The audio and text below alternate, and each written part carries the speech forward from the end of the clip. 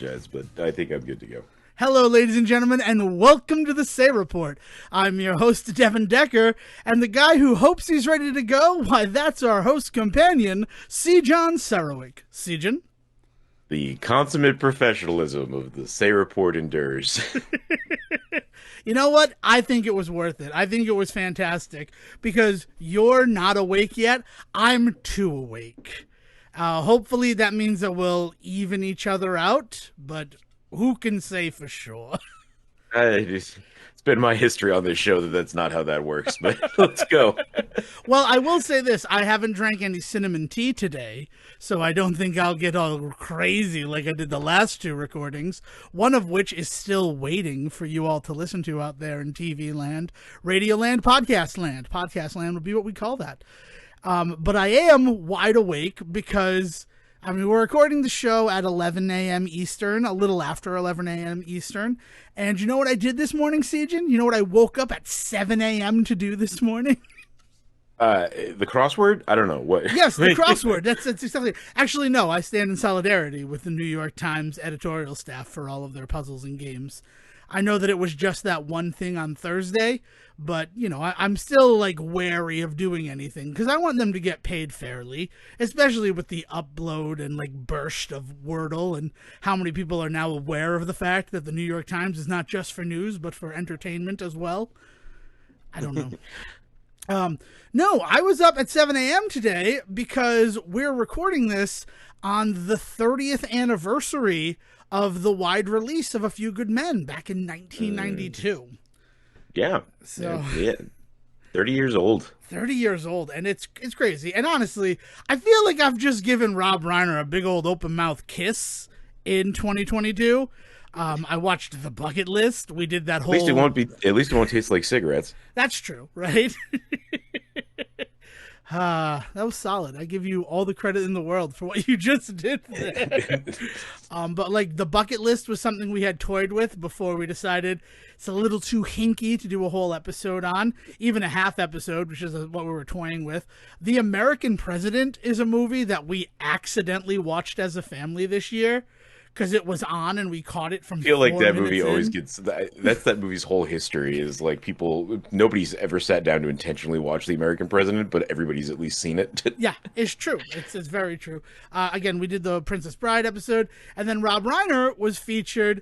I would call him featured. I feel like he was a featured actor in Mixed Nuts, the Adam Sandler Cinematic Universe film that we explored this month. In which we saw Rob Reiner do his stand-up bit, just filmed for Nora Ephron. Yeah. Yeah, basically Nora Ephron said, "Hey, Rob Reiner, show up in this movie," and he's like, "Sure." I have this. I don't know if it's true or not, but in my head canon, they dated for a time. Nora Ephron and Rob Reiner. Yeah, I think what that is it's the celebrity, it's that level of celebrity at that same time where you figure that they must have, right? It's the same assumption that George Clooney and Angelina Jolie probably dated at some point, but we never heard about it. Yeah, exactly. It's just, and I think the headcanon also stems from believing on some level that When Harry Met Sally is based on their relationship with one another. You are so far down the rabbit hole on that stuff for me. I am not I'm not good at the whole celeb gossip relationship stuff to begin with. You're also now asking me about people from what would have been 30, 35 years ago. Oh yeah, we were not infants, but we were in kindergarten and first grade when these came out. Kindergarten. But it is, and I have no proof of that. If that is way off the mark, I apologize. But it is, I'm sharing my personal headcanon on those two specific Hollywood I can't help but think about Rob Reiner and John Hughes probably going on a date or two once. Oh, yeah, definitely. Where some kind of wonderful definitely spawned from. Wow. Rob Reiner? That's who you think Some Kind of Wonderful would have stemmed from? No, you're right. He is much more of a 16 Candles type of Yeah, date. Exactly. Well, and let's be honest, though. No, it's Pretty in Pink is the Distaff counterpart. Is Some Kind of Wonderful is the Distaff counterpart to I was just looking Pretty for in the John Pink. Hughes, man. I could have said Breakfast Club, but I that would just have seemed gone with like Home Alone. Home Alone makes sense. Oh. I could totally see Home Alone being the two of them, they go out on a date and they come up with this brilliant plan. But then Rob Reiner's like, oh, but I'm already attached to Direct Misery. Do you think you can find someone else? And he's like, oh, I have my eye on this guy. He discovered America some 600 years ago. Chris I think Columbus. the reason that Misery works, and this is to the Rob Reiner conversation, so I swear this is not a rant. The reason that Misery works so well as a Stephen King adaptation is that Rob Reiner is one of the few directors, Frank Darabont also gets this too, but Rob Reiner is one of the few directors that gets a hold of a Stephen King story and recognizes that there is fun to be had in like how fucking dark it can get. And that's why that movie works, is because it's creepily like fun. Yeah. And like Rob Reiner is all about that kind of like weird, like knowing smile on his face as like he commits a murder type shit.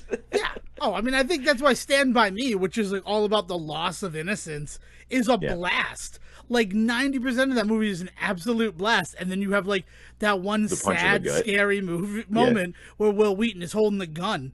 And yeah. No, I mean, that again works as well as it does, because just like you're saying, it's so much fun, except for the moments where it doesn't, where it can't be, and then it's just like an emotional, just like kick in the nuts. Yeah.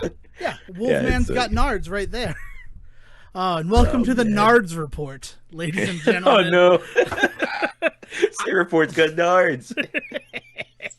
But yeah, so it was really fun doing the whole. I mean, I have celebrated weirdly all of the big like 0 anniversaries of A Few Good Men. We were hanging out at the drum major's house back in 2002 and looking for a movie to watch on December 11th. And I'm like, oh, it's the 10-year anniversary of A Few Good Men. Is that something that like we might all want to watch? And a bunch of high school age students, rather than watching like Dazed and Confused or I don't know, some other movie along those lines, sat down and watched the 2 hours and 20 minutes of A Few Good Men, just riveted. And then being more aware of it, in 2012, I had a whole big party for it. And, it was catered with Cocoa Puffs and Yoo-Hoo, and just had a blast watching it back then. And then today, and with the pandemic and everything, like those were more like for my friend groups. This was the whole family sat down and celebrated it together. Which makes sense when you consider that my father literally watched A Few Good Men every weekend back in 1993 when he was gifted a copy of it. Like, it is all I remember being on the television back when we lived in Templeton. And one of the reasons was we didn't have cable. So it was like, what are we going to watch this weekend? Oh, it's a pretty solid movie, A Few Good Men. And it's like it's that or Disney, and that's what we did. So it was really great to do it. I am all hopped up right now again on Cocoa Puffs and Yoo-Hoo because of the line exactly an hour into the movie from Tom Cruise where he says, all I have at my house is Cocoa Puffs and Yoo-Hoo, so if you want anything else, you're going to have to bring it. Which is sort of the best way to like invite people to a party, by the way. If you want to just have a kooky little invitation, all I've got are these two things. If you want something else, you're going to have to bring it. People tend to bring it, especially if you make it as unappealing as the problem is chocolate that nobody's if they're not in on the bit, you just sound like the saddest bachelor ever. That's true. And that's the thing, down to the fact that my mother, she does like a little Elf on the Shelf sort of photography series for the last 4 years. And today she put the elf on the shelf. He's like a dirty elf on the shelf. Like it's him in lascivious situations. But for today, she's like, we took a break to celebrate the 30th anniversary of one of the family's favorite movies. If you know, you know. And it was just the elf with a box of Cocoa Puffs and a case of Yoo-Hoo. You buried... I buried the lead like there, crazy definitely. In that story that your mom takes dirty pictures of the elf on the shelf. Yeah. And I'm like, he's a dirty elf on the shelf. Oh, like old, like you need to get cleaned up? No, that's not what I mean. No, I mean, he like, yesterday's picture was him taking a shower with a Barbie doll. Oh, my. Game of Twister. Earlier, he was hanging from a bra hanging from the ceiling fan on Friday. It's a fun thing.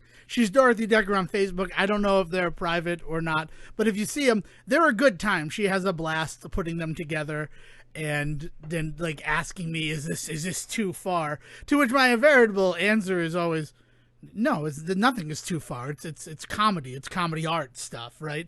Because she's not doing Look, like there's a too far, but she's not I hitting. learned like some of the dark, dirty secrets about the Elf on the Shelf that are like actual lore. Did you know that motherfucker dies if you touch him? No, what? That's like part of the story with Elf on the Shelf. Oh, Like there's some like deep dark like fucking up with like kids. So the Elf on the Shelf also has like a dog friend as well, and like all I can imagine is like getting that for a kid, and then like, oh no, I killed it. Like, if you touch the elf on the shelf, okay. he dies. So I'm assuming that because your mom is not using it as the manufacturer intended, you maybe don't have like the full grasp of what you're supposed to do with the Elf on a Shelf. No, I know that the Like, elf on the shelf is supposed to be a fun way to make kids behave at Christmas time, or right. nay through the entire year. I have to imagine that So, the so there are lore. certain loopholes, right? There are certain loopholes within that concept that kind of need to be plugged up, right? Yes. So the first big thing to know is that the elf on the shelf needs to move. The idea is that every day he should be at a different place. He should be on a different shelf, as it were, so that the kid thinks like oh my God, it's moving and it's keeping an eye on us. It's everywhere, and all He's like the Stone Angels from Doctor Who. I get it, yes. However, at some point, you have to imagine a kid's probably going to get it in their head, like, I don't want the elf to see this. I'm going to go move the elf into the other room.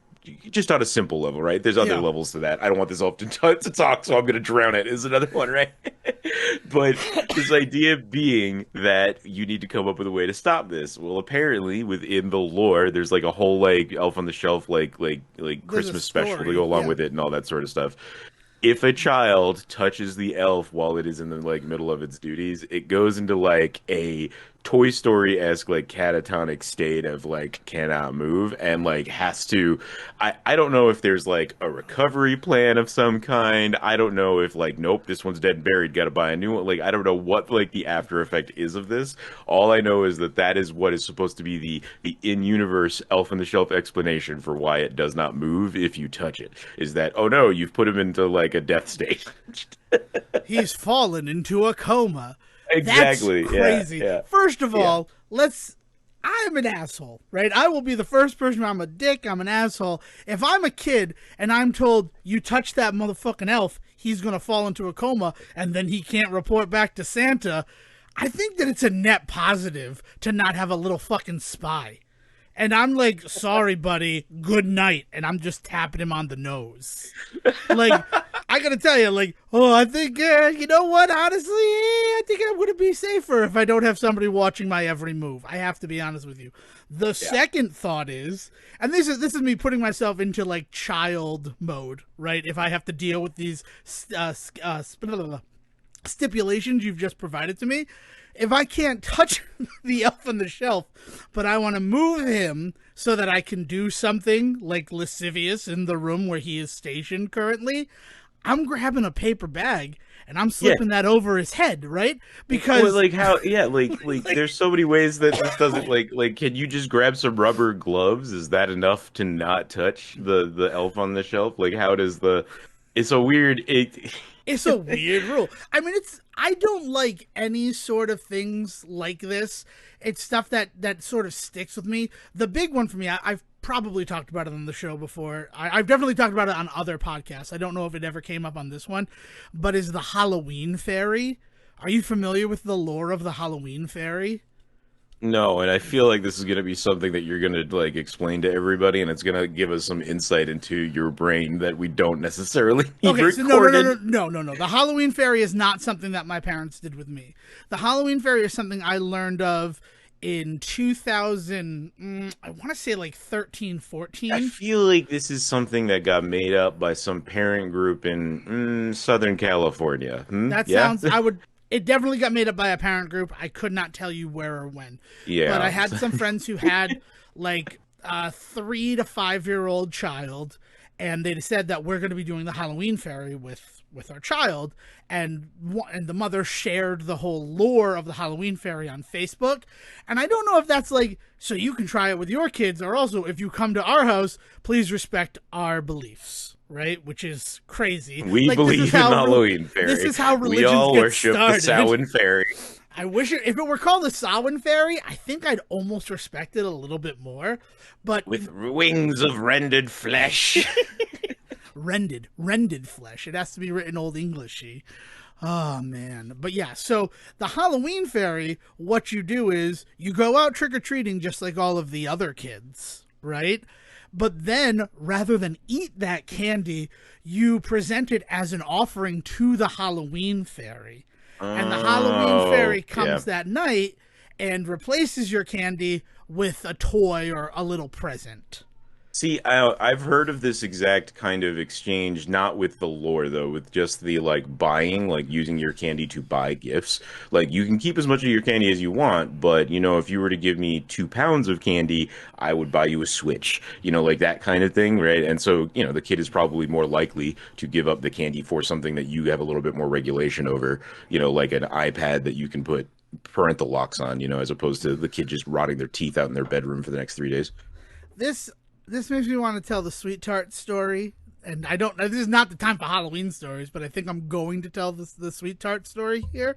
I mean, like we are in that prime time of year where we as a people have decided that it's a-okay to tell some pretty big fucked up lies to kids to get them to behave Oh themselves. yeah, exactly. It's like 3 months of the year, October, November, and December, where we really just hammer it home to these kids that look, there is an establishment. We don't know who created it, we don't know who oversees it, but this is it, kid. But we all Welcome follow to the it. We Panopticon. all follow it. The Pentaverate, right? Yeah, because it's. I mean, the sweet tart story is a pretty quick one. In 8th grade, I thought it might be fun to try to eat an entire bag of Halloween-sized sweet tarts in homeroom. You know, you got 5 minutes. Let's try to do this thing. And I got through 72. I ate 72 sweet tarts. So whatever, 72 divided by 3. That's how many little packages I ate at the time, which I felt really good about. Like, I'm like, that was awesome what I just did. And they took the bag away from me and they brought it to the school nurse. 27, And by the way. 27 packages. 27 packages of sweet tarts. And there's about 50 in there. So I got like halfway through a Halloween-sized bag of sweet tarts. And they took the bag away from me, which seems like what the school should do if they don't want a kid doing that. That feels like we took the sweet tarts away from the student. That's the end of this story. But then the nurse called up my mother. And that was the mistake. There's where the mistake was made on the part of the school, because the nurse says to my mother, Devon's been eating sweet tarts. And my mother goes, yeah, I know. He told me that he had this whole plan, so I'm aware that he's been eating sweet tarts. It's Halloween. Like, Halloween just happened. And she goes, well, he's been eating a lot of sweet tarts. And my mom's like, yeah, I know. I told you I was aware of his plan to eat all of these sweet tarts. She's like, he has an entire bag of them. And my mother, I know that. Who do you think bought him the bag of sweet tarts? Because I was 13, right? I was 12 at the time, right? No, there are some communities that might see this as child endangerment, Devin. I'm just going to tell you that you're putting your mom out there. Dude, well, first of all, I'm in my 30s now. It was the 90s, so like... I want to see them try and take me away from my mom. Right? Yeah, come on, try it, Child Protective Services. At this point, I think she'd just go to jail. But, I mean, the statute of limitations has to have passed, right? It was more than 15 years ago. Well, whatever she was attempting to do, I don't know if it worked. I mean, you're here, you're kicking, you are podcasting. Maybe that was... Actually, the person who dealt that more was my English teacher, who, like, said I had eaten... Pop-Tarts. I was eating Pop-Tarts the way I was eating Sweet Tarts, and I looked at them in the face and said, they were fucking Sweet Tarts. You will not stamp on my honor. And I got sent to the principal's office for saying fuck to my English teacher. But, you know, that's a different story for a different time. 8th grade was a wacky time. French and English class, Devin. It's pretty simple. Anywho, so that's the thing that happened that I think about with the sweet tarts of it all, and the fact that like my mother like understood that Halloween time is one of those times where you can do it, and what you described, where the kid can go collect candy and then exchange that for a reward, I actually kind of like that in the terms of it gives the kid, it teaches the kid on the unfortunate lesson of capitalism. And the harder you work to collect candy tonight, the grander your reward will be based on what you've collected. It sets them up for the workforce, which I kind of respect. What I do not respect is the Halloween fairy and the lore that I've heard around it, which is not just the you collect it, it's an offering to the Halloween fairy. She brings you a toy or a present. And then the big thing about it, the thing that I hate about it, is the fact that as a child, you're not supposed to discuss the Halloween fairy with anybody else. Like, the group knew how fucking insane it would sound in the beginning years, so they wrote into the entire lore the clause that if you tell other kids about the Halloween fairy won't come, but you'll still have to surrender your candy. Now, I'm just a small country chicken, but like the idea of a group of adults getting together to create some mind-bending reality for children, and then the coda on that story being, now don't tell anybody, because that is like that sends the creep factor on that story through the roof for me. Yeah, I mean that's why I had to make sure I ended it, because it's not essentially the punchline, it's the crux of the story, is that a group of people got together, made up this crazy thing, knew how fucking crazy it sounded, and then were like, don't tell anyone or you'll get in trouble. And then all I can think of is Snuffleupagus. Now, Snuffleupagus, Aldous Snuffleupagus, to you and I, he has always been a real dude, right? In our entire... Well, right, yeah. Yeah, But for us, I know the end. I know the end of the yeah, story, but yes, yeah. yeah. And the reason why he has always been a real creature to Sejohn and I and anyone else born after 1980 is because the whole crux of the Aldous Snuffleupagus storyline is that he was Big Bird's friend who nobody would ever see. He was, I mean, by all accounts, he was Big Bird's imaginary friend. I Right. mean, that was, yeah. But it would be like the thing where, like, Big Bird would be like, oh, Snuffy, hold on, I want you to meet Maria. And then he'd go get Maria and come back, and Snuffleupagus would have wandered away. Because, like, we knew that Snuffleupagus was real because we could see him, and we're kids, right? And, well, not us. The people watching the show are children, right? So they're getting this sort of nasty lesson of adults will not believe you about certain things, even if they're true. Right. Like to be clear, it wasn't just that he would be gone, but then it would become a like notable conversation for the adults to be like, "Oh, Big Bird, stop making things up." It's like, hey, well, wait a minute. And they were afraid that, if a child had something to tell people and they thought that they're just not going to believe them, it was specifically related to like molestation. And if a kid Yeah. were molested by another adult and then the adult's like, well, don't tell anybody, because these kids are getting this lesson from Sesame Street of like, don't fucking tell people stuff because they'll never believe you, that it might have negative connotations going down the line.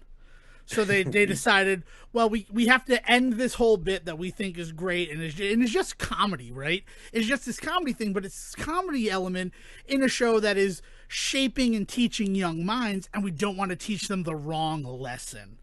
Yeah, well, and you remember, like, I don't think it starts as a place of just for jokes. I do think it is legitimately this idea of teaching kids that it's okay to imagine things. It's a like imagination, like imaginary friends, and this idea of like the world of make believe is something that they very much encourage, but they realize that in that they were also kind of explaining that sometimes there are things that there's nuance to it, right? Yeah. Like it's that thing that Sesame Street really excels at is that, hey, there's actually levels to this, and kids can get that. We can actually explain that. And the problem is that it at the time, and I think I think it was the right choice. I don't want to sit here and act like I think that they like overreacted. There was just a lot of push in media. I mean, that's the same time that we got the what do you call it special, right? With The bike shop there. What's the Oh, one? Different All in the Strokes. Family? No, Different Strokes. Yeah, Yeah, yeah. Um, Mr. you Drummond. know, Oh, those yeah. poor kids. That fucking But bike shop owner. there's just, like there's a lot of that sort of stuff going on, and so Sesame Street makes the very wise decision of being like, no, no, no, adults will believe you if you are being honest. Like, always make sure that you speak to an adult about these things. But like, yeah, there is something built into these child fantasy lores that we always put together for these kids that inevitably is really going to fuck their worldview. You like the Santa stuff is a weird. I've never had kids, so I can't really speak to like when do you figure out is the time to pull the ripcord on that one. But like, society ain't on your side, bud. Even when you decide to do it, like even if you decide to never like really lean into the Santa lore, like then you've got to explain to your kids like, look, some kids out there have this feeling, and it's not necessarily one that we promote, but like I don't know how you go about that. Yeah, I mean, yeah, Santa Claus is a thing that some people believe in, and that happens, but it's not something that we believe in this house. I think the thing Yeah, that had like to kill it it's for me was that so much media really wants to lean into Santa Claus stories that I was like, at some point, there has to be there has to be a prestige. There has to be a reveal, right? That like it's never been a Santa all along. If you see enough people play Santa Claus and you start to put two and two together, that maybe there's not just one Santa. right. And I think that's the safest way of all. Santa is a feeling, and he can take physical form, or he could just be the feeling of having a nice Christmas. But then it's Yeah. also, you talk about society's not with you in the fact that, like, Santa Claus is shoved down your throat basically everywhere. But Yeah. then if you are in one of those families where, like, this is a Santa household, you watch a lovely Santa themed piece of media or entertainment like the Santa Claus in 1994, and such a big part of that movie, like the first half hour of that movie, is Charlie being told that Santa Claus isn't real, and that being a discussion that like Scott is ready to have with his son, Oh because yeah. Judge Reinhold is like, Santa isn't real, and that comes from his experiences when he was a child.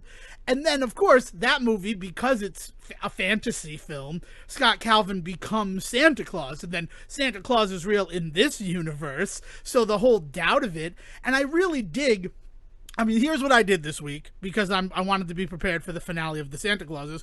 I watched the entire Santa Claus trilogy, and I really respect those movies in the fact that, like, Santa Claus is real, but the unfortunate thing is when you grow up, you become a cynical piece of shit, so you can't believe in magic anymore.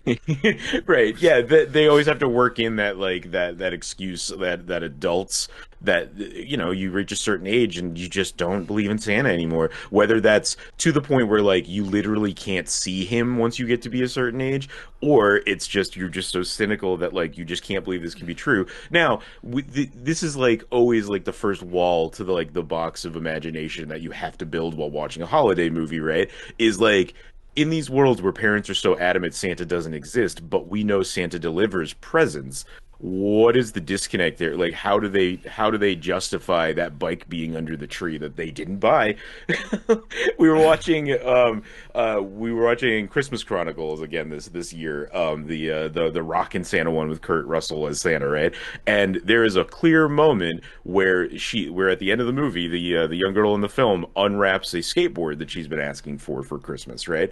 And the mom looks at it and goes, "Oh man, that's just the one you wanted." This is a single mother in a household that could not be there all night, comes home to a fully decorated house with presents under the tree, and is sitting there as her kids opens them up and is like, "Man, wow, it's so great that somebody got this for you. I wonder where this like there's no question of like, why is this in my house?" Who the fuck did this? So I think on a couple of levels, when it's a two-parent household, I think it's easier for the whole North Pole operation to work, because obviously, well, if I didn't buy it for him, then his father must have, right? And the father's thinking, oh, thank God that my wife was able to pick up the bike. And then they're just not going to And as talk we about know, it, right? right, as we know, couples in these movies never talk about anything, so why would they talk about this, right? Right, exactly. But I think the further thing, because then, of course, the first hole in the plot there is the fact that, Well, what about a single family home where like there is no explanation for Well, and this? I will give Single credit to parent Christmas home. Chronicles. Yeah. I will give Christmas to the Christmas Chronicles movies. They do not imply that anyone other than one specific character is like Santa's not real. And even that character, you find out by the end of the movie, has been actually like a believer all along, and he was just being cynical to be a grumpy teen. And so like that world presupposes Christopher Columbus builds as a nice world where like I think pretty much we all understand Santa is real. Right. But I So also I want to say that that is a little removed from the conversation, but like well, I mean, we know that Kurt Russell is Santa Claus. The well, movie and so explicitly but there's tells this us that. weird yeah, there's this weird level to it where it's one of those movies where I think we talked about this last week. The difference in Christmas movies nowadays versus way back in the day where it used to be like, oh my God, people are mean to each other, the Christmas spirit's not alive, and it's causing Santa to feel ill, right? The magic of Christmas is fading, and because of that Santa doesn't feel good, right, is like a huge trope in these movies. But we've somehow over the years like evolved that into raising Santa, the mythological figure, higher than the actual like idea of Christmas. So the idea now is like, oh no, Santa is in trouble and therefore Christmas won't happen, and because Christmas is not happening properly, people are getting worse. So you get a lot of the same bits in these movies, the same tropey moments of like Santa getting arrested by the police, for instance, which happens in both the Santa Claus and then 20 years later in Christmas Chronicles, and I think it happens in a lot of Santa movies, really. But the idea, like the image of Santa in prison, is always like big in these films. I think it also happens in Ernest Saves Christmas, right? Yep. Um, It happens in Noel, which is the other Christmas Yes. thing I Yeah, do. yeah, yeah. So you have this idea that Santa gets in trouble, and then the longer he is like not able to do his Santa Lee duties, like the world starts to fall to shit. So like it's like this whole thing is like dependent on Santa being able to do his thing versus Santa being able to do his thing dependent on everybody else being fucking chill for 2 seconds. And it's a completely warped message because to this point of like it builds up this mythology of Santa Claus in this really weird way. Man, sorry kids if you're listening to this. Didn't mean to blow your tops at I mean, he this can early, say what but he said. like, Devin Decker still believes in Santa Claus. but Devin that Decker idea will being always right, believe in Santa that like Claus. Santa is like built out to be this like mythological figure now that has to be protected like at all costs. Like you're the asshole if you're the one that lets it slip to the kid that Santa's not real. You are the bad guy. Is like the story nowadays, and it's wild. Like it's like It I is. don't want to It's be part of crazy. your family's lies. All right. Yeah. Yeah, that's a lot, right? I'm friends with if I'm friends with a family that has children, I have to lie to your children only about this thing. Okay, but like you're kind of opening the door a little bit. It's I mean, it's scary look, stuff if you the go word, like the deeper. term gaslighting is an important term that gets overused in a lot of ways, but this is a pretty like black and white example of what gaslighting truly is. Not Is only is it like, a black and white example of what gaslighting truly is, it's societally accepted well, that's gaslighting. right. So that's why it's actually like the truest form of Yeah. gaslighting is it is really is like the entire community, the entire world out there has decided to lie to you in a way that makes you see things in the world that are not that are not the way they are, right? Like it is pretty fucked up. Yeah. And I do I think say as a 35-year-old man with no kids and no intention of having children at this point in my life, like it's real easy to sit on this high horse and be like, don't lie to children. Like I get it. There are definitely times when sometimes a white lie to a kid to get them through the day is worth it for their own psyche. But like I just I have never run into a person that still believes in Santa like in an adamant way that is like going detrimental to their life or mine, right? yeah. But your other beliefs I have run into in that regard. Yeah, right? I mean, we're And talking like, about where does Santa it Claus start, the right? way we're talking about. We can have an honest conversation about Santa Claus on the Say Report, but other societally accepted things and truths that large portions of a population hold to be true and self-evident, a la religion, just to like rip that band-aid off. Like, if we were to have a conversation about that, if anybody has a conversation with that, it is a huge, like, murky hole that you are willfully diving into.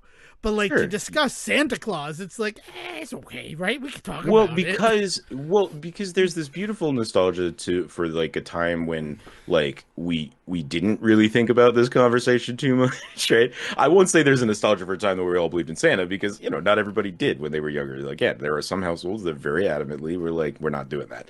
And like, more power to them that they figured out how to survive in the world and let that happen and not like ruin a bunch of friendships, right?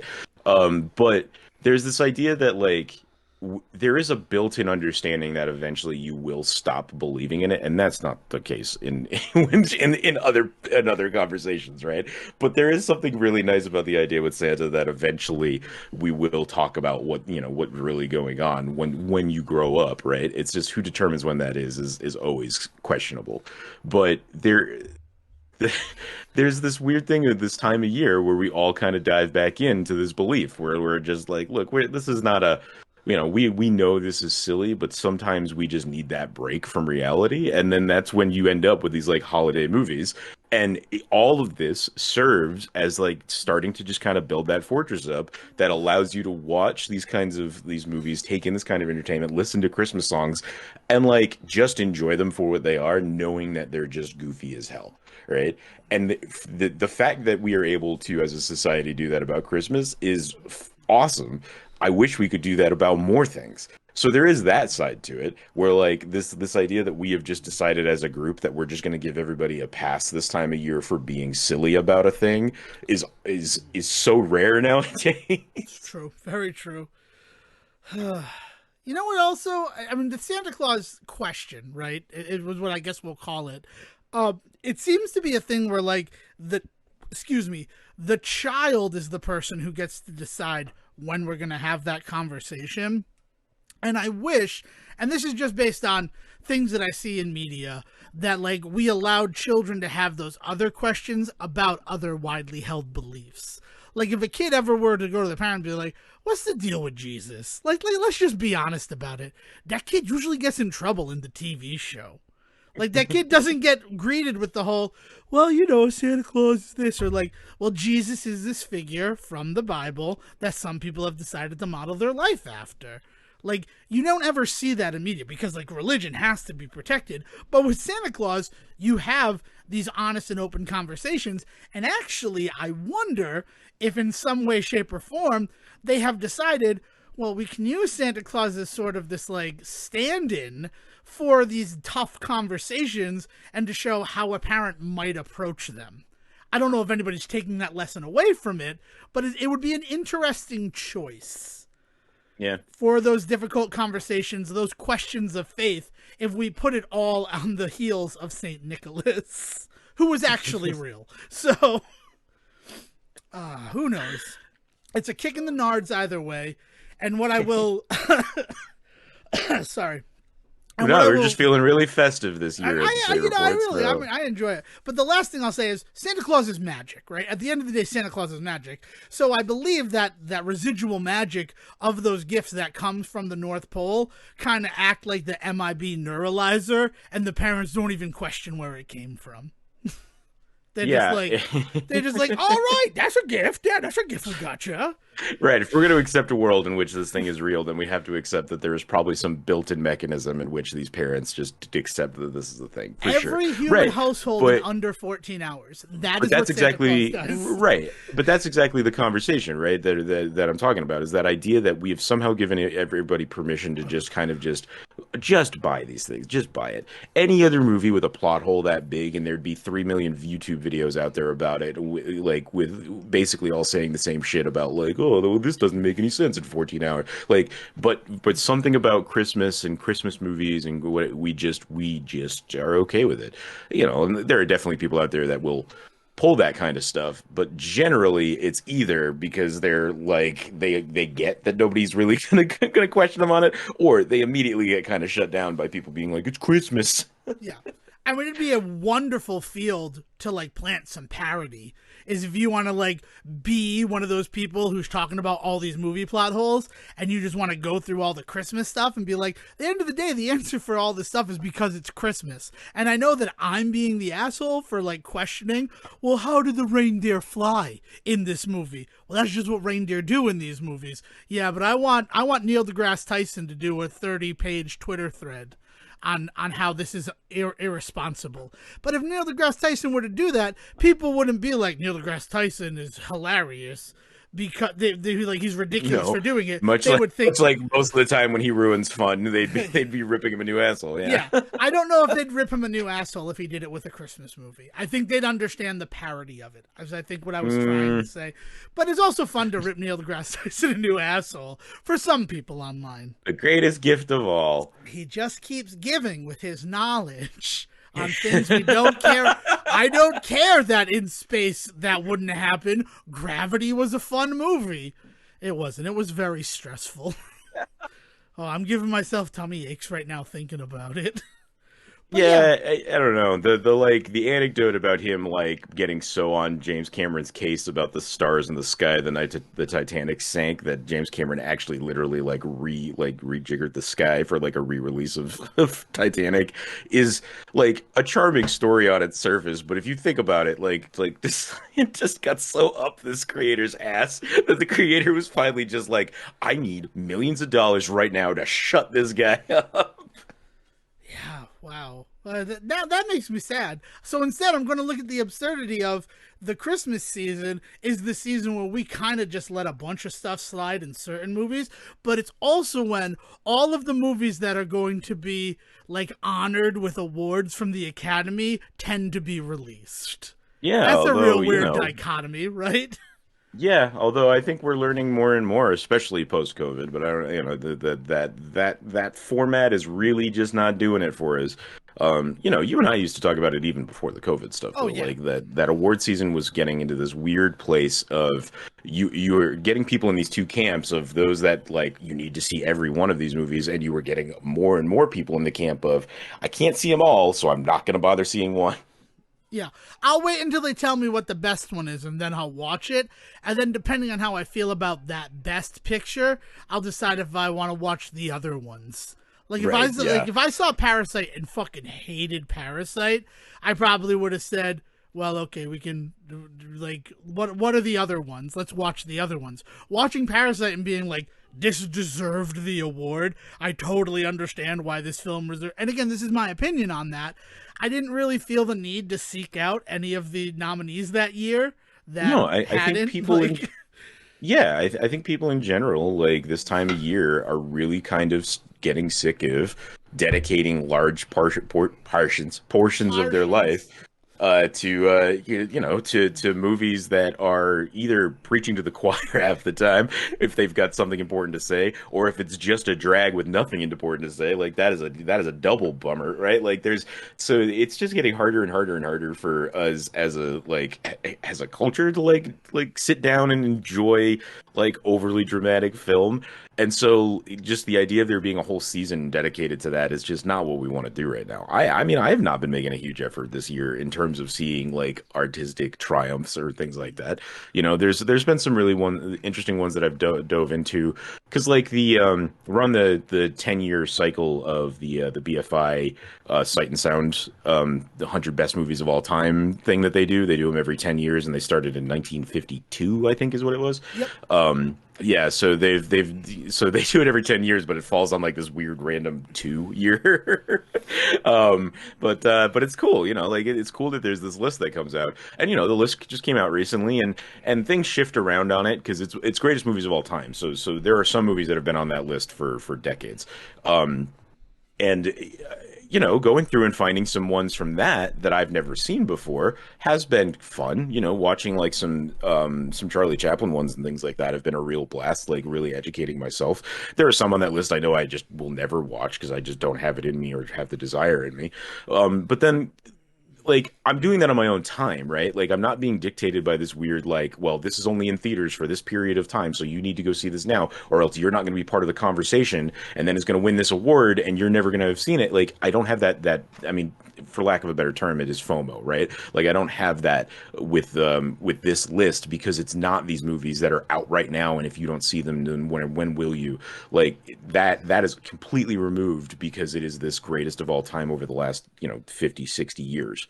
And so there's there's this kind of like relief, there's this kind of permission that I can give myself of like I don't have to get to all of them. I can pick and choose. I can say no, I don't really feel like watching that, and I'm not like a bad like moviegoer. Like there's this weird like connotation all wrapped up in Oscar season. And the fact that we have tied it to the same time of the year that we also tie this like this fun-loving like little white lie that we tell all of ourselves to make ourselves feel better about the world. Yeah, about the world dying, essentially, right? Because that's the whole thing, like the Saturnalia and everything that is tied to it is the world basically going to sleep before its rebirth in the spring is what that festival is about. Yeah. So Yeah, like, so Father Christmas really just kind of comes in like the Grim Reaper to like see us all joyfully into the great darkness beyond. into the great darkness of this year, and then we celebrate 7 days later with Baby New Year. It's weird. It's a weird sort of thing, and I mean I enjoy it. And I guess the last thing on the whole like award season of it all, it's so rare that I'm going to get to see these movies before I'm told to see them. Because a lot of them, like right now, I want to see The Whale. The Whale is a movie that I'm very interested in. I wonder why, he said on the Say Report. And the fact that it's not going to, like, it released on the 9th. That was given as its release date. But that's in limited theaters. It's Yeah. not anywhere around me. Mhm. And it's not supposed to be anywhere around me until December 20th. This is the first time I think I've found a day where I could buy tickets to go see it. I'd have to go to the AMC in Boston at Boston Common, which prior to the pandemic, I'd be willing to do that, right? Make a day of it, take the tea in at 8, see a 10 o'clock movie, maybe go to Cheers because it's right on the other corner of the Common, like have a good time with it, like make a day of it. But now it's like, I don't know if I want to deal with it because, like, also the winter time, like we talk about the death of everything, it's also sort of this crazy resurgence of COVID because we're all inside and everything. I don't know what your friends' relationships and like social media feeds have looked like, but there's been a lot of people talking about I've got the Rona again. And like Well, yeah, that's I mean, like that's so. I think again, I might have kind of hinted at this with like kind of limiting travels for this holiday for Christmas because of Thanksgiving being a huge travel time even for us. Like there was a ton of just travel for like my birthday and then Thanksgiving we went and saw family.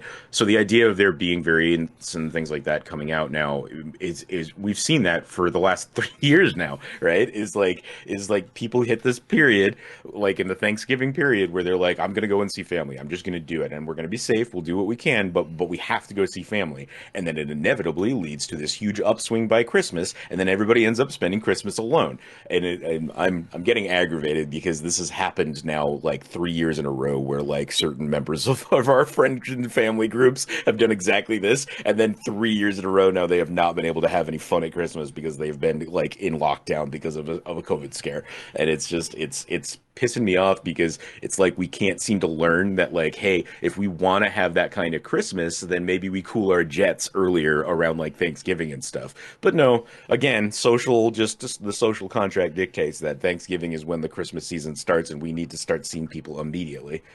yeah. I don't know. It is But it's yes, it has been full of that same stuff. Sorry to answer your no, no, question. no. Yeah, no, that's it. It's just full of that same thing. So like, I'm not gonna do it. And then the other thing is that if I end up waiting, by the time that they announce that The Whale or any of these other films that I'm kind of interested in that are Oscar bait actually, were hooked and the Academy gave them a nomination, they're Mhm. probably going to be available to purchase like Or through stream Amazon somewhere, yeah. Prime or stream somewhere. Like, and at Yep. that point, yeah, that's I think I'd rather watch it at home, right? Like at this, Yeah. it feels I can do it with everybody. No one else is going to go with me to go see the Brendan Fraser movie in Boston. That's something that like I am the person who's dedicated to the actor. I'm the person who's dedicated to like making that trek out to do it. I mean, and it's not. I like that theater. I've seen a lot of like Oscar nominated stuff at that theater pre the pandemic. It was always like this thing I would do. I'd go and I'd see like 4 movies there because I knew they were all like had Oscar rumblings around them. And it's a good time. I looked forward to those times, but like it was also kind of lonely because it would be very rare that I would find somebody who would be like, yeah, no, I'll get up at 8 o'clock and dedicate to being in a movie theater for 4 hours. I mean, for Yeah. 4 films. So like 8 hours minimum. And let's be honest, like sometimes you got to like an hour holdover between movies just because of length. And sometimes because they're Oscar bait, there's like a 3 hour epic that you're seeing. Right. So like I don't miss having to live my life with cinematic entertainment by the schedules of the movie theaters. I like No, being I able to mean, dictate it on my own. well, especially like we were saying, with the ways that things have been kind of iffy still with COVID and all that, and certain individuals in our lives in which we need to be extra careful for, right? And I had this exact same up and down with Glass Onion. It was out for a while in theaters out here, a while, like a week and a half, and like it was available to go out and see if you wanted to, and there was just this looming understanding that also within 3 weeks it was going to be on Netflix. So it's like, is it really worth this if I know that it's going to be home and it's going to be with me? And then the thing is like, and I've kind of always known that about movies, right? I've kind of always known that, hey, eventually there's going to be an option to see this in a much more comfortable way. And that doesn't mean that there are not certain movies that I still want to go out there and see. There's a lot to that idea of the experience in the theater, but like the calculus on that decision has changed. And we've talked about that a billion times over the last few years. But like, we are still in it, and I think that movie makers and I think that production companies and theaters and I think even normal everyday today people seem to be under the impression that we've moved past that now, Yeah, that is and I don't think we have. I just no, don't I think don't think like we have it. I don't think we're ever going to move past it. I think that this math has changed immensely. We're saying this as we stare down the barrel of the $1 billion epic of Avatar: Way of Water coming our way, and I am, I'm still feeling as a like weirdly in this. I'm still having weird feelings about it, just as like a movie goer, like money removed, experience removed. I didn't love the first Avatar, but like was okay with like the idea that people telling me that it was a technical achievement. I This is not the time to talk about Avatar, but And the yet, the no, I don't experience mind of talking going about it. to the experience it would have been that we need like a whole episode to talk about Sejan's feelings on Avatar and like the zeitgeist around Avatar as a franchise, but like that And so idea of when we being needed there's a a time capsule, that would have been a pretty good topic. Let's file this yeah one away in the time capsule file yeah because it's something that we should probably record to like honestly before either of us see Way of Water. Because yeah yeah in terms of Avatar, is a movie that I remember when the trailer dropped and I was hanging out with more film oriented people at the time, right? I remember I went hmm to Denny's with a bunch of the guys. It was, oh yeah, because it came out, I want to say like October is the first time that the trailer dropped. And I went to the annual karaoke birthday party of one of the guys that I wrote Slither with. And then after that party, we all wound up at Denny's having this big discussion about the trailer. And I was the only person in this room full of like filmmakers and creators and enthusiasts who hadn't seen the Avatar trailer. And the big response to that was, I thought you liked movies. And I'm like, well, I don't really like trailers. That's always kind of been my thing. But also, I have no fucking clue what you guys are talking about. I didn't know James Cameron was working on a movie like this. Like it just felt like this huge black hole. It just arrived to me because I had not been following it at all. And then when the movie came out, I I don't even know what I was doing. It's a 2009 release, right? I don't think it's something like that. 2010. Because it always feels to me like I was on the ocean, and that's the reason why I didn't see Avatar. And the only reason I ever saw Avatar was because Two Friends and a Couch, the podcast I was working on with this, like it was one of those movies that I was dared to see by my co-host at the time. Where like, you need to see Avatar. And I sat down and I watched it and I hated it. And I will always remember with Avatar, my father being like, you need to see it, you need to see it, you need to see Avatar. And then as soon as I watched Avatar, and I watched it alone, because he's like, no, no, no, you need to experience it on your own. I don't want to color it. So I watched it alone in my bedroom on like still a pretty good size screen, like not like lower than 19 inches. I think it was like a 32-inch screen. It felt pretty good when you can calculate the distance from the screen that I was. And I came down and say, I hated that. And my father, with like such glee in his face, was like, I know, it's fucking terrible. But he still felt like I needed to experience it for some reason. And Yeah, I just, but we're on that precipice once again, right? Where yeah, everybody's having that reaction now to the sequel. I mean, it's already come out. People are coming out of seeing it and talking about it being it's an achievement. Never doubt Cameron, and that whole thing. And I want that on a T-shirt. Never doubt Cameron. Like I like the way people have been talking about this movie. But this idea that people are going to have to decide whether or not they go and see this movie in theaters. And this is one of those ones that I would argue as a pretty fair argument itself for seeing it in a theater space as opposed to at home on your TV in your bedroom. Like there is something to that, right? Where it feels like one of those kinds of movies, but I'm not gonna, I mean, like I will be blunt right here before we ever record anything else about it. I'm not gonna make an effort to go see that movie in theaters. If by somehow I like stumble into a movie theater and it's in front of me, like we'll talk about it, but I'm not going to make an effort to go see that movie in theaters. It is not worth it for me. And with that knowledge, right, that idea that I know that I exist and I know that you exist, I'm assuming you're going to be in that same boat. There's like, that means that there's a not insignificant number of people that are also going to make that choice. Now, that doesn't mean that I think it's going to be a failure. I'm not going to sit here and try and like and talk about how like this is going to be it. This is going to be the death of like the James Cameron billion-dollar epic and like, oh my God, it's going to reconfigure the way Disney does everything because of where it's positioned and all of that shit. No, it's going to make money, gang. Like anybody out there that's sitting there like hoping, first of all, fuck you for hoping that a movie fails, but like there is a group out there that is just like waiting and watching for this to fall on its face. Sorry, but it's not going to happen. It's going to make money whether or not it makes the record-breaking amount of cash that it kind of needs to top the first one, and by all accounts pay for itself. I don't know what the hell's going on there, but according to James Cameron, if this is not like $1 billion success film in the first like month, he's going to consider it like a huge financial loss, apparently. And like it is like the first of three more movies that then have to come out after it. Like it's the risk involved is insane to me, but I do not think that means it automatically means it's a failure. I think that there's a good chance that we are going to have to listen to just Avatar talk for the next 20 years of our life as the sequels come out every 5 years, you know? yeah. Well, the thing that just occurred to me first, I'm not gonna go see it. If I were going to see it, I would already have my ticket because I would have had to buy it when tickets went on sale. Because again, I'm still nervous to go to see a movie in the theater. Right. So what I do, Right. like, and I'll detail it with how I saw Wakanda Forever. I bought tickets the day that they went available, the earliest showing possible of the film.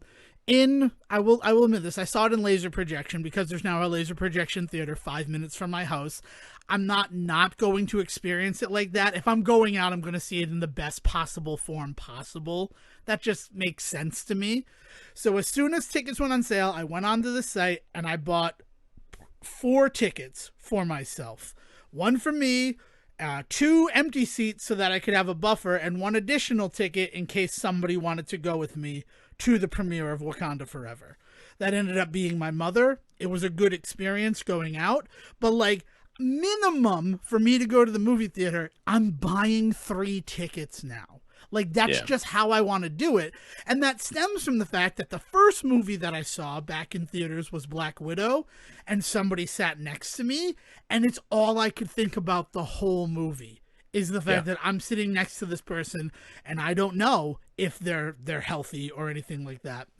And Right. it boils down to that when I saw Last Jedi, I ended up buying, Dale and I had our seats next to each other, and then we're like, why don't we buy buffer seats so that we don't have people right next to us, like who could distract us from the movie if they're on their phone or anything. And that was good because we had the AMC at the time, the A-list, so our initial tickets cost us nothing. And then we're like, and if we weren't on A-list, we would have spent like the $10 to see this movie. So like Right. it didn't feel like an extra expense to us. And it's unfortunate that it's like bled into now how I want to go to the movies. And I think that also comes from when we saw I want to say it was like Infinity War. I put my coat on the seat in front of us and nobody sat there because of it. So like it was just nice to have that buffer around us. And I know that whatever, like maybe that's selfish or anything like that, but now I'm actually buying the seats. I Now I mean, yeah, if you're understand the buying way the to seats, do it. that's a Yeah. different conversation. We could talk about shady seat tactics all day and whether, the moral implications, but like at the end of the day, like you are now purchasing those seats to Yeah. guarantee that nobody's sitting there, and that is definitely an okay thing to Yeah. do. I mean, My who are you? favorite shady seat practicing is ladybirding, which is that's Decker vocabulary, and that's buying tickets to the movie before the movie that you want to see, so that you can get the seats for the movie that you actually want to see. And that stems from Dale and I buying tickets to go see Lady Bird because there was like a 30th anniversary screening of Back to the Future in the same auditorium after it. So then we were like, well, we know the seats we want for the Back to the Future one. If we just sit in those seats for Lady Bird, when they come to clean and say, like, you got to go, we'll just show them our tickets for Back to the Future and they'll let us stay. And we did that for Last Jedi. That's how we had the best seats in the house for that, is we saw Daddy's Home 2 before The Last Jedi. Oh man. Yeah, and honestly, like, I think seeing Daddy's Home 2 before The Last Jedi may have affected my enjoyment of The Last Jedi. I love Daddy's Home 2. Like, just thinking about it, thinking about Christmas movies and everything, still a Yeah. real big fan of Daddy's Home 2. Oh You yeah, know, the Christmas sequel. We've talked about the yeah. Christmas sequel before. To me, like Bad Mom's Christmas and stuff like that. Like why? Like, And it's oh no, still, we and need it, a guaranteed like easy win for this sequel. What can we do? Well, we can make it Christmas time. yeah. Basically, we learned from European Vacation, no, don't do the one in Europe. Just jump right to the Christmas special.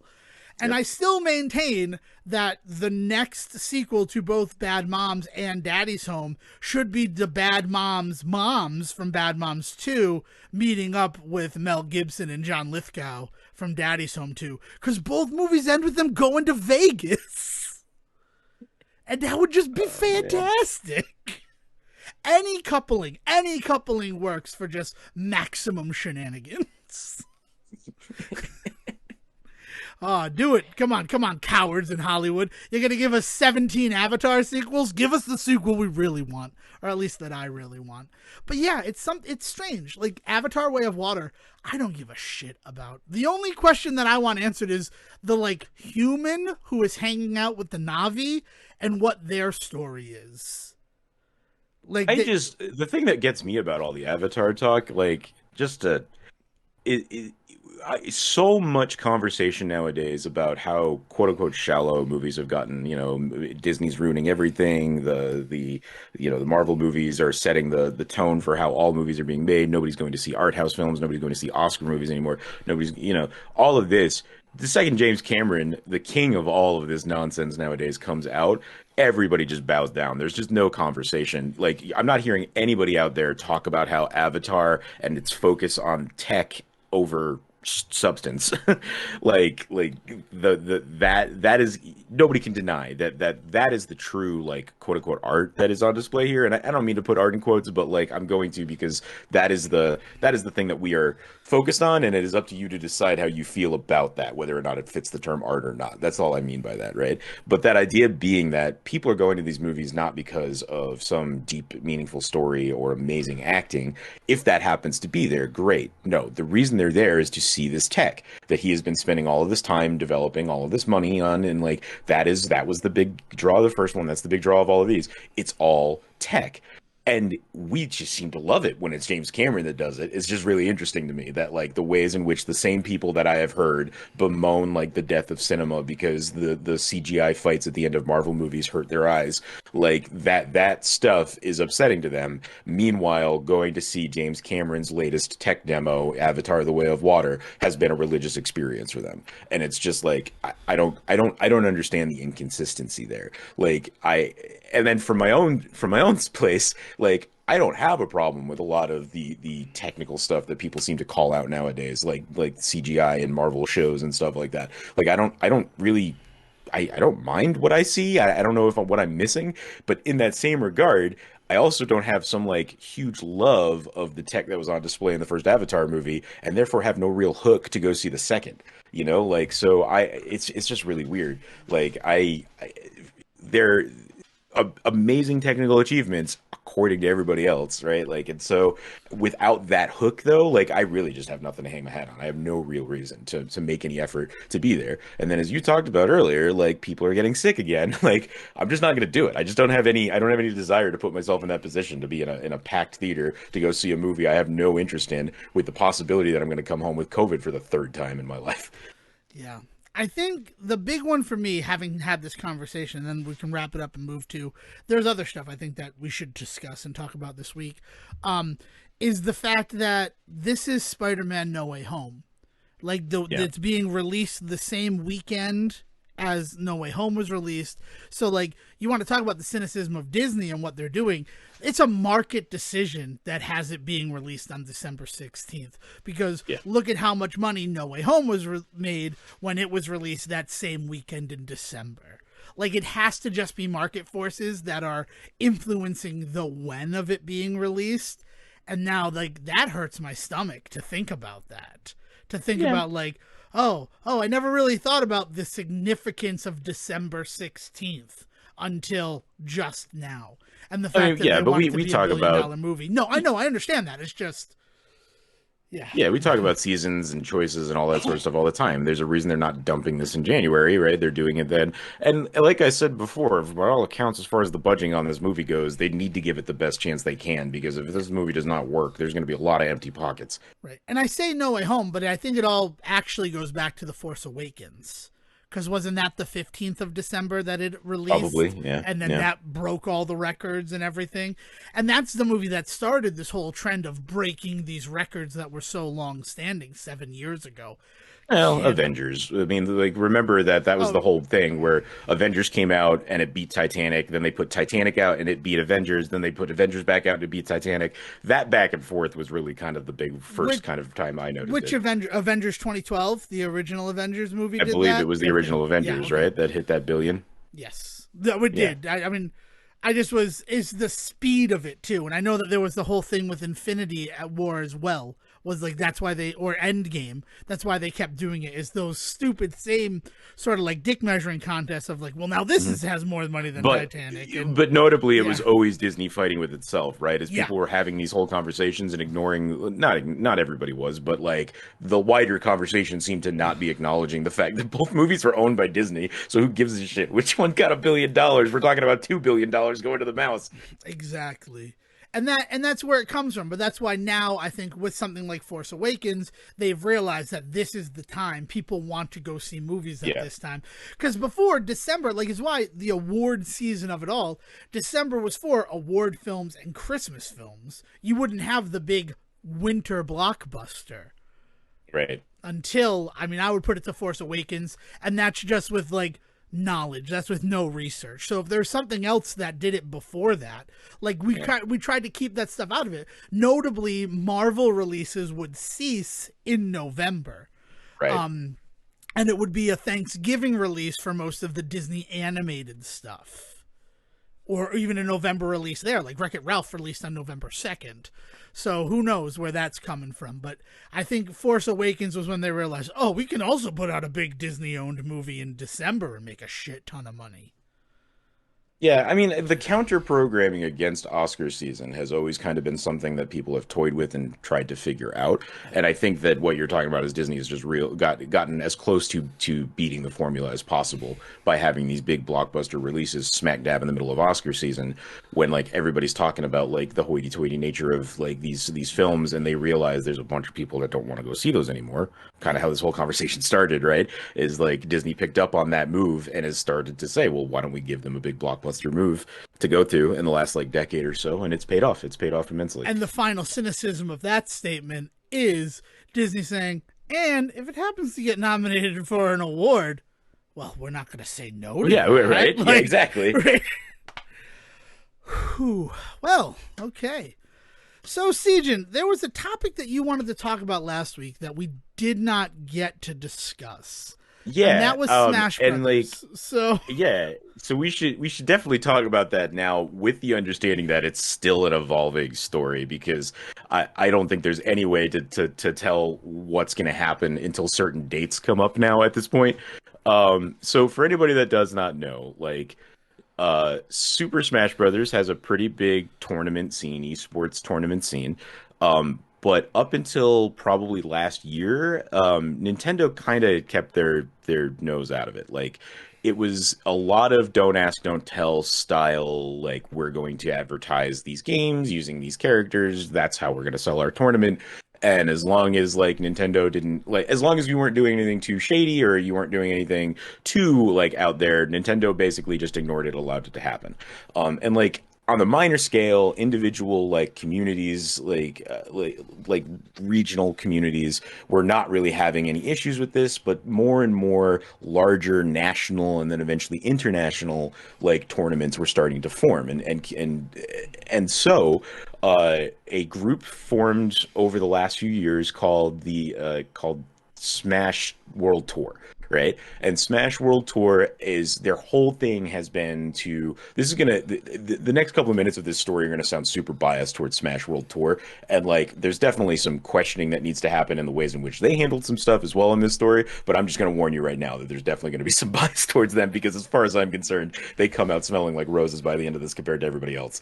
But like Smash World Tour, their whole like shtick is that they wanted to help start organizing huge events at the macro scale, and then at the micro scale start help supporting some of these local community ones to get some more recognition, to get to really kind of build up cash pools and things like that for prizes, like anything that they could do to help organize, like even just simple steps on how to run an event, right? And how to get your event kind of recognized by Smash World Tour so that your winner there could maybe move to a regional and then regional to national and like really kind of start a Smash circuit, right? Now, they weren't the only ones that thought of doing this. There were a bunch of groups that kind of got in on this, but Smash World Tour started growing like hard and fast.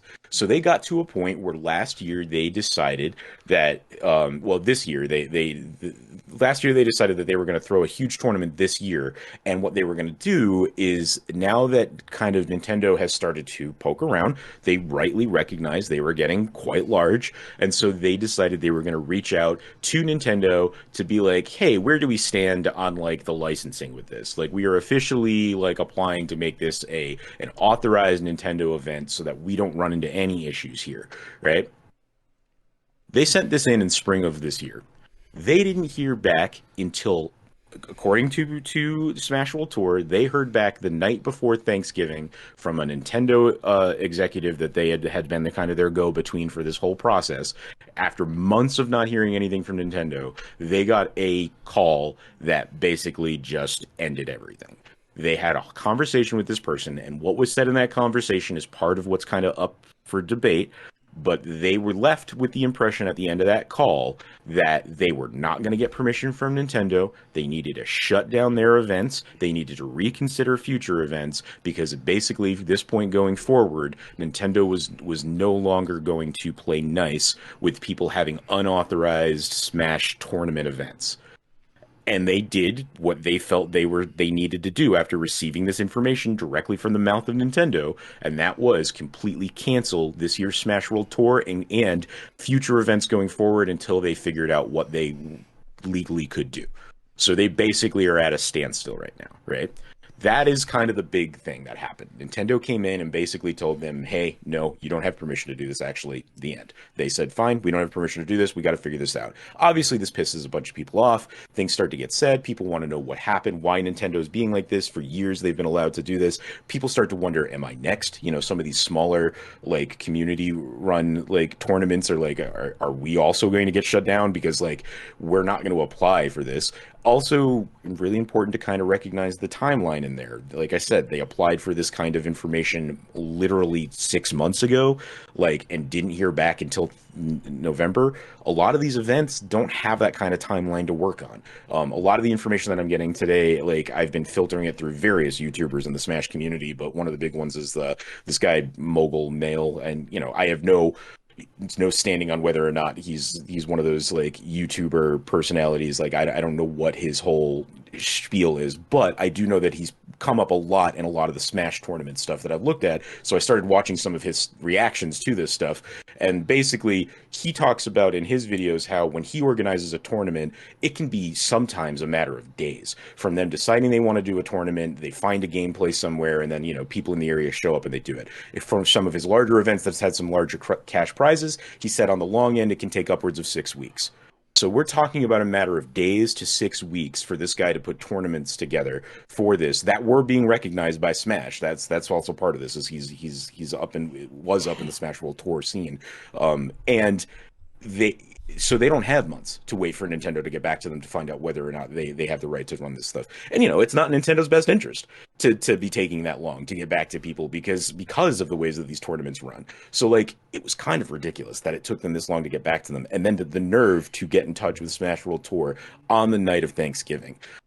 Or the night before Thanksgiving to be like, hey, just to ruin this vacation where nobody's probably in office and like you now have to go home and talk to your families about this like business that you've been running is basically just getting shut down. But like, sorry, we're closing it all up, right? So so he explained that like that timeline was a little weird. On top of that, like Nintendo has never given permission to anybody, and depending on what the implications of what were said in that conversation that they had with Smash World Tour, like what does this mean for us and all this, right? And then add to all of that, he introduced to me, I don't know who found this information, but he had some pretty decent like info pointing towards this guy from a different gaming tournament company called Panda Gaming that the CEO, the former CEO of Panda Gaming, Dr. Allen, is that what he went by, had apparently been telling people for months, don't plan on going to Smash World Tour anymore. Like those Smash events are not going to be what they once were. Like a lot of really like shady backhanded stuff to advertisers, to organizers, to event spaces, like being like, I don't know if you're really going to want to take that check from them. You want to make sure you cash it before it bounces, like that kind of shit. Like just kind of backhand talking about this company to people. Now, so this has been going on all summer, right? Yeah. And the reason that he supposedly had this information is that he and they, Panda Gaming, were going to be the first, Panda Global, were going to be the first partnership with Nintendo to do Smash tournaments going forward. And that was announced back in 2021. So we've known for a while that Nintendo was going to get into the Smash scene and start authorizing certain events. And the question had always been, when are they going to pull the plug on unauthorized events? But people assumed that would be years down the line, right? But according to Smash, according to the Smash Global, right? Oh man, the people involved in this stuff are just it's all over the place. Smash World Tour. So according to the Smash World Tour guys, the conversation they had with Nintendo is Nintendo was basically saying to them like that ends tonight. And the specific comments were something along the lines of like that will no longer be happening or that will no longer be acceptable. And like that, so they didn't get a definitive like, hey, you're like we are going after everybody, but they did get a pretty definitive we are no longer gonna play nice conversation. And like, who the fuck wants to get sued by Nintendo? Especially if you're not Smash, especially if you're not Smash World Tour, who was this national like tournament that was like gaining money, giving out. I think last year they gave out a prize pool of like $500,000 at some point. Like a top winner was like 250,000, and then like incremental amounts below that, eventually like out to $500,000 that they gave out in prize money for Smash tournaments last year, and like that kind of money on the line. And the idea that Nintendo is saying we're no longer going to allow that sort of stuff to happen, whether or not you have it in official writing, like you walk away from that. You don't, I mean, they have capital. They have people backing them up that they have to like depend on with that money, right? So of course, as far as I'm concerned, they did the right thing. They heard from this person, Nintendo does not want you doing this. That when Nintendo comes to you and says, "No, we're not cool with this," you stop what you're doing or you get Or sued you is get essentially sued, your move. Right. and you'll be forced to stop what you're doing because you're And not going then to you have the legality to go up against what Nintendo has. Sorry, And continue. so Yeah. people, so the community kind of took all of this information, right? Like the way that Nintendo was Nintendo about the whole thing, the way that Smash World Tour had to cancel a bunch of stuff, and then all of this information about the only partner that Nintendo really has is this Panda Global, and they're apparently out there with insider information, like telling people to back away, making life hard for the Smash World Tour guys to even get off the ground with anything, thus making it harder to make it seem like they are worthy of an official Nintendo authorized event. Like there's just all of this weird shit that as far as I can tell, the Smash World Tour guys were, yes, they're trying to figure out what to do next for themselves as far as the World Tour goes. And I'm sure you could find some stuff on like Twitter and things like that, famously not on Twitter anymore, like of them kind of going after some of the Panda stuff. But they have really been keeping to themselves, trying to figure out what their next move is. Meanwhile, because of the community kind of like still digging into this, Nintendo felt the need to finally put out an official report. So this was all of the information that I had going into last week's episode. And then just before we started last week's episode, I read Nintendo's official announcement that had come out like within the 24 hours before, in which Nintendo claimed that they did not tell Smash World Tour that they were canceled. They claimed that they made no indication to them that they could not proceed with their tournament. However, they did clarify that yes, they did find that it would be unauthorized. They were not going to give them permission from Nintendo to do what they were doing, but they never said to cancel it. What? That sounds like it was strongly implied that you should cancel it. I, We I, strenuously object to this I mean, tournament. it goes back to that question of Yeah, like, like, yeah, you didn't say no, but you basically said like, hey, like we're not cool with you doing this, and you're Nintendo. I mean, like this would be like Disney coming into a place that's like selling homemade Mickey Mouse dolls and being like, yeah, we don't love this. Are you gonna stop us? I don't know. I mean, I wish we didn't have to. And it's like, oh, we'd okay. really like it. We're not going to authorize these dolls I you mean, it got becomes here, like but Storm. should you? And to that, they also clarify that while they have a partnership with Panda, they at no point would have authorized or been okay with like somebody from there like going out and talking the kind of shit that this Dr. Allen like did. And that's the other thing is like in all of this, more and more people in the industry and in the community came out and revealed other stories of the CEO from Panda Global like talking about this and this idea being that like was he in mid conversations with Nintendo about like bringing the hammer down? And does he get to aim the gun now at any tournament he doesn't like that Nintendo then gets to like walk in the door and be like, you're canceled? Like, what kind of power does this guy wield if he was walking around talking this shit?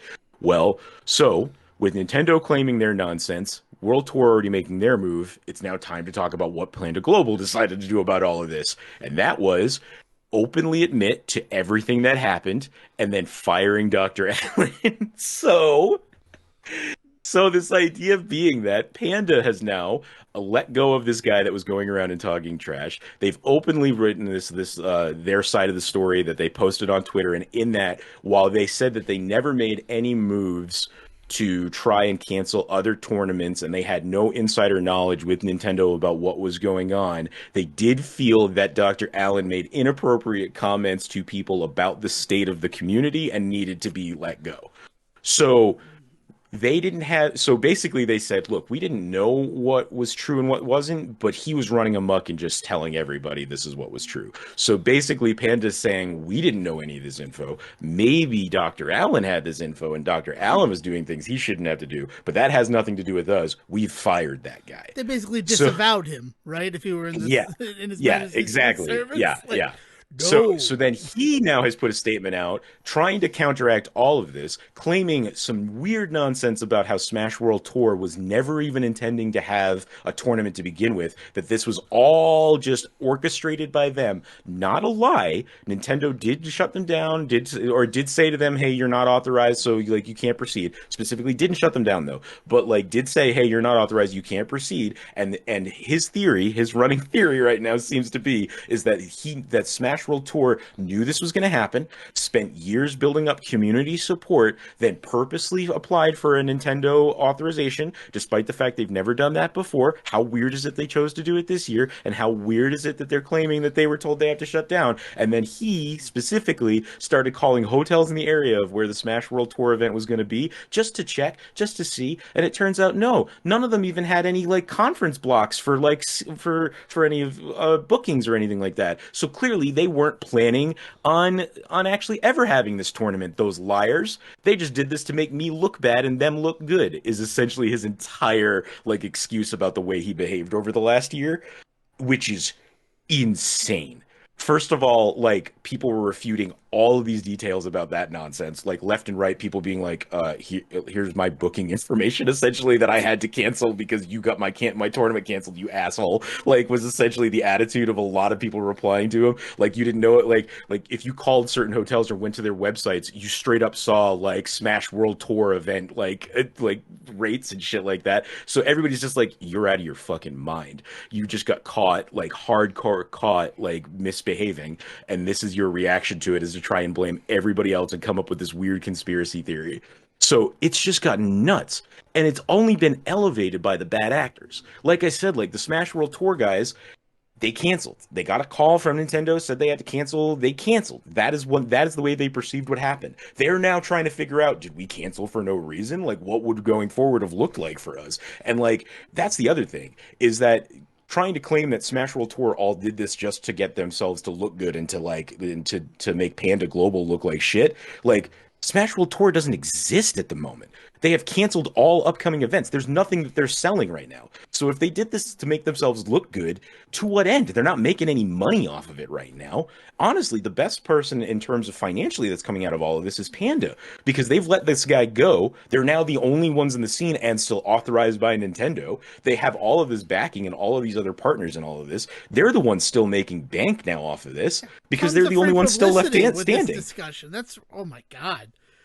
All I knew about Smash Brothers before we started down this road was that last year the tournament for Smash Brothers Melee, the GameCube game, was going to be online using netcode that they had developed in order to make it an online game, and Nintendo came in and cease and desisted that, which made perfect sense to me.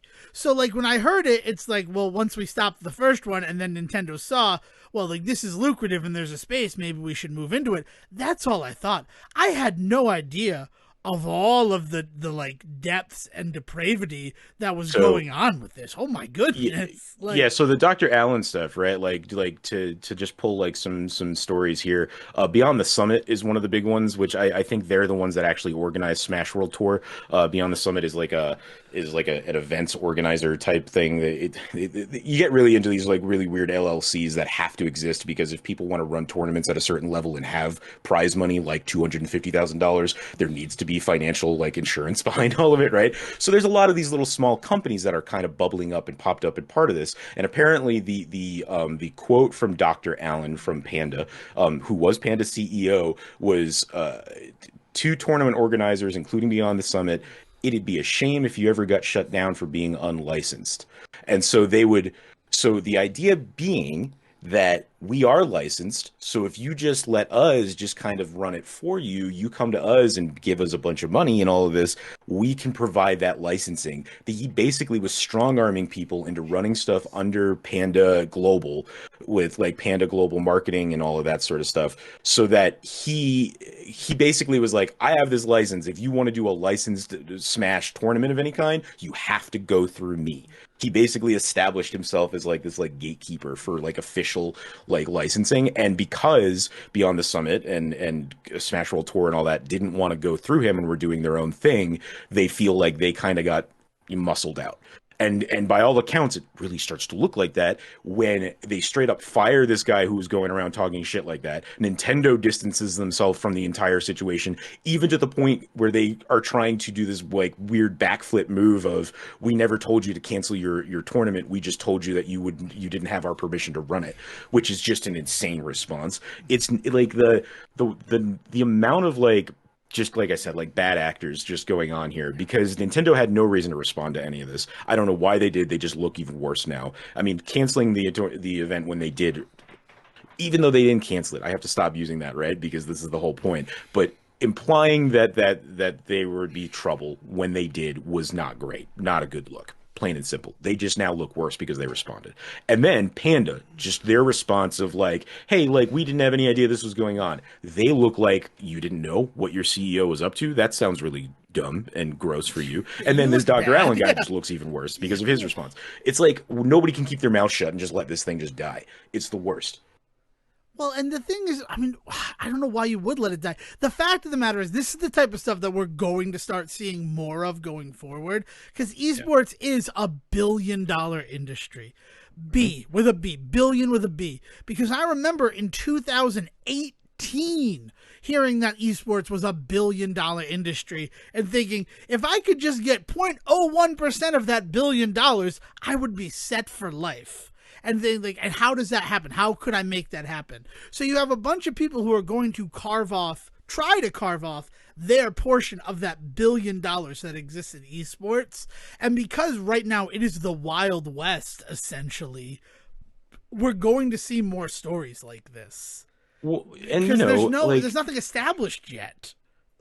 I mean, the crazier thing to this whole level too Yeah. is that like it has been an uphill battle. Like thinking about it on the individual level, as an esports player, if your sport was Smash, like it has not been an easy road for you to kind of get into that world. There were still debates happening even in the middle of all of this about whether or not Smash was even like a tournament worthy of this amount of money being on display. Like people were just like, it's not even a fighting game. Like that kind of attitude still persists, right?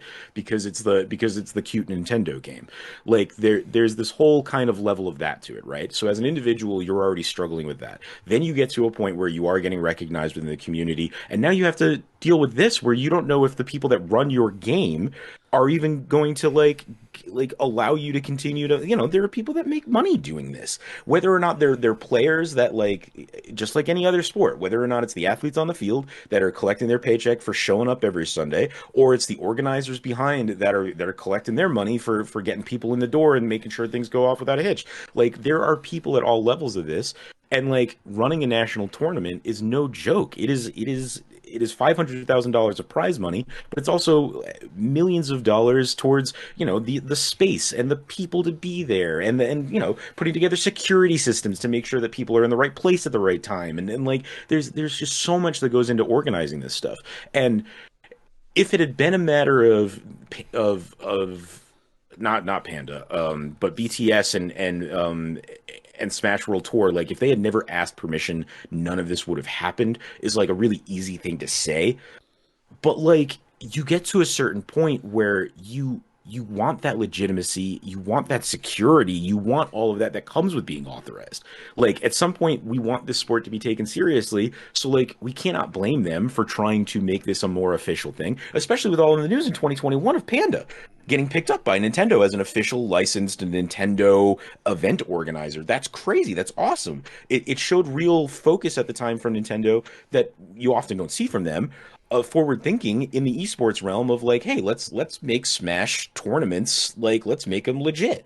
Like that's such a great move by them, and they just shot themselves in the foot with it because they said that, and then they let this guy from Panda, the CEO, Dr. Allen from Panda, kind of walk at the door and just look at like run ramshot all over everybody with all of this bullshit, and they've kind of set the whole thing backwards now.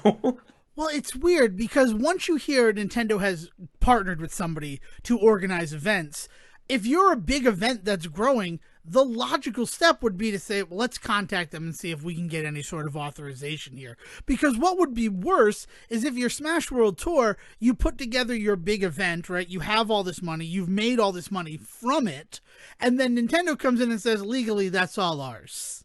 Yep. Because you used our intellectual property, you didn't have our permission to use that intellectual property, in addition to seizing all of your profits based off of what we have created. We also are now going to sue for the damages that you could have caused, right? Well, They did the and smart thing legally, and that's the right. thing that fucked them. That's Yeah. disgusting. Yeah, it's the worst part. But you also then you start to wonder if the kind of the cynical, sinister side of yourself about all of the happy, good feelings you had about them partnering with somebody last year, you start to kind of realize, no, what that did is that was them building legal foundation for them to go after anybody not authorized. Right. By claiming like, no, we have this authorized thing you should have gone through, they start to point at a system where they can say you didn't follow the rules. Before that, before authorizing Panda last year, there were no rules. Like you said, Wild West. There isn't anything that anybody's doing, quote unquote, right. So we'll just do everything by standard of practice and just hope that, everything kind of keeps running smoothly, which is no way to like run businesses at a certain level, right? Which is no way to run anything in your life at a certain level. So when you start talking about hundreds of thousands of dollars being involved, yeah, you want Nintendo to kind of have their ear at the door just so that like you can call them if you need them, but generally you want them to understand we got this. We don't need you to be on our ass for every second of it, which is what it sounded like they were going to do when they started the stuff with Panda, because nothing has really changed for Panda Global in the ways in which they've got more money, they've got more backing, they've got better advertisers. It's all been great for them over the last couple of years, but like anybody else looking at that now, including a judge or a jury or a lawyer, is going to look and say, okay, that is an established system, and now these people are no longer working within the established system. That means they're breaking the rules. So like it really just kind of makes you think like Nintendo never intended to ever authorize other people to use this. This was always a tool for them to just put a clamp down on this sort of unauthorized stuff. So they throw a bone to this one company, Panda, to allow them to kind of do their thing with Nintendo's watchful eye, and then they can just blanket not give anybody else permission. Because that's the other side of all of this that's been really crazy to me is I have not heard word from any third party Smash tournament organizer that has come out and said, yeah, Nintendo treated us this way too. But I've also not heard anybody say, yeah, we made the effort to get Nintendo involved. It sounds like this is immediately like first person in the door, turned around, slammed and locked it so that nobody else could come in. Panda just like decided that once they got in, they were going to make sure that that gate was shut so that nobody else could get over it. Yeah. And one thing, if they are trying to establish a legal precedence, which by all accounts that's what it looks like, then Nintendo coming out and saying, "Well, we didn't tell you to cancel your event," really smells fishy in terms Yeah. of the fact that no, we really were hoping you'd still have your event, and then using all of the legalese and precedents Well, we had and set with yeah, Panda Global, it we were gonna and at fuck first you coming and going. Like, And at first, it sounds like they're trying to say, we never had this conversation with you. But if you read the full statement, they openly admit to having this conversation with BTS and with Smash World Tour. They openly admit that they said they told them they were not authorized. So, like, at that point, that's the only real information you need to basically say, so then they wouldn't continue, right? yeah, I'm going to wash But my no, hands from it. If I'm told by a company, you're not authorized to use our shit for this thing that could potentially have millions of dollars on the line, I'm yeah, going but to they're I'm going to claiming pivot. and they're trying to have their cake and eat it too, because what they're trying to rest on is the idea that there are hundreds of thousands of Smash tournaments all the time that Nintendo doesn't authorize, and those don't cancel. So why would you cancel yours? And it's just like fuck you, because the second they get the chance to sue somebody for having an unauthorized Smash tournament, they're going to take it. This was probably the starting them starting to roll that ball, and they just fucked up. They shot for their own goal. Yeah. Oof. Just like Jace Cole in Mighty Ducks Game Changers Season 2. I don't know why Oh, it's Disney. I'm not giving Nintendo any marketing with that. Yeah. So it's been a wild kind of, and like I said, it's still an unfolding event because as we sit right now, Nintendo has said that they're weird shit. Dr. Allen just released his statement this week about trying to claim that everybody's out of their mind and it's a huge conspiracy against him and only him. And Smash World Tour has officially got all of their events on hold. We could come out of this very recording and we could get more information about what's going on. It's just been such a wild thing because of the Nintendo of it all, the season of it all, and just everything that's going on. It just seems like these big companies have all just kind of lost their mind this year. Like Disney is like, we spent $1.5 billion on Avatar. Please put your butts in the seats. Nintendo is like, we spent $1.5 billion on fucking like Breath of the Wild 2. Please stay on board with us for just 5 more months while we get it done. Like there's been so much stuff. And then in the middle of all of this, there's been a whole bunch of announcements because I completely like I don't pay attention to them anyway. But like the Game Awards apparently happened in the middle of all of this, and like I didn't know the Game Awards were still a thing. I thought they were a G4 thing. So when G4 was no longer a thing, I just assumed the Game Awards were no longer a thing. No, it's just a Jeff Keighley thing. Jeff Keighley is the Game Awards, as far as I know. I don't really know anything about him. I just know that I put them on in the background so I can maybe get excited if one of the previews for a game I have some interest in is released during it. Like right now, I'm looking for like there's a Gun Gal spin-off game where it's basically Portrait of Ruin, Castlevania Portrait of Ruin, but your two female sister demon hunters that I really want to play. So it's like, oh, maybe that's going to be a reveal. So then like Hades 2, that's exciting, but I'm not there for the awards. The Game Awards do not appeal to me as an award show. They appeal to me as a commercial, which is why Yeah. they are on in the background and maybe something will catch my eye. And that's the fact of it. Yeah, and it's Yeah, no, yeah. it's just I think we're hitting a point where companies are really ready for us to be done with the pandemic. And I just don't know how to explain that we're not done yet, guys. Like we're still kind of in the middle of it. Like, and so there's all of these pushes currently for this to be the year where like people come out, spend money again, buy into this shit.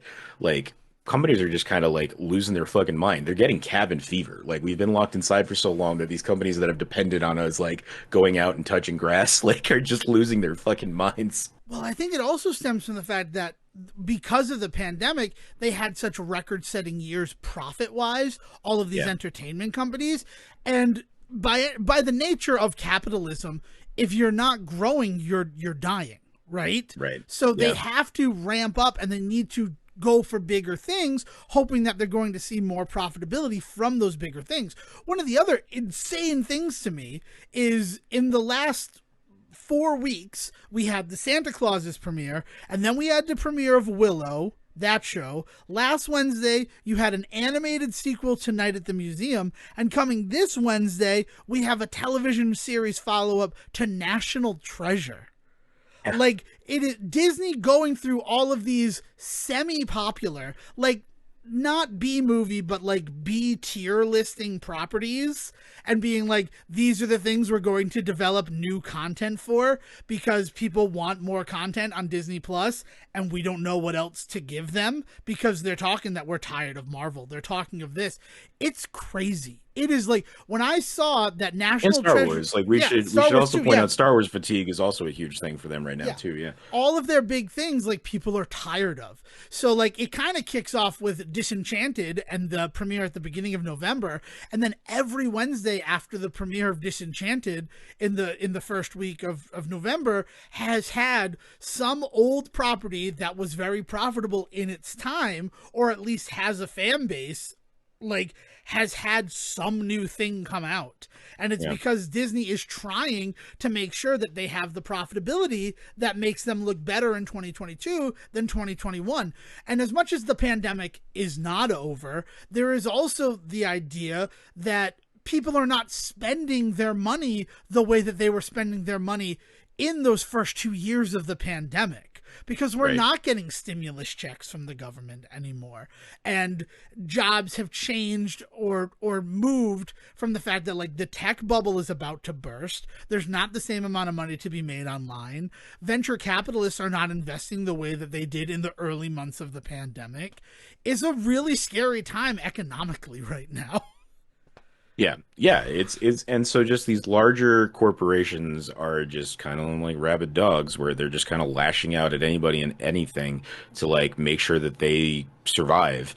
And the problem is that like the only people that end up ever suffering in that are like fans and like consumers. And so like it's a shit time to be in this position where like I want to be in on this stuff. Like I'm not opposed to, Nintendo getting the Smash tournament world like in order to really kind of pump up the legitimacy of Smash as an esport and like help Nintendo kind of understand where the world is moving in terms of gaming. Like all of that sounds really good on paper.